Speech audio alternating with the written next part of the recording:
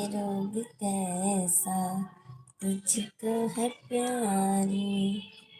सचिन जी आपका स्वागत है। तुम मेरे से शादी मत करना। अब मैंने अपने यही दिल्ली में लड़की देख ली, उसी के साथ अब शादी करूँगा। अब हम आपको कब बोले सचिन जी कि हम आपसे शादी करेंगे? शादी करने का बात आप बोल रहे थे, हम तो बोले नहीं थे आपसे एक बार भी। आप हम बहुत अच्छे हैं। आप बताइए आप कैसे हैं? विजय जी आपका स्वागत है। और बताइए विजय जी कैसे हैं? बहुत दिनों के बाद आए हैं विजय जी। खाना पीना खाए कि नहीं? लाचार हम बताइए। कोई नहीं, बट आई एम सॉरी।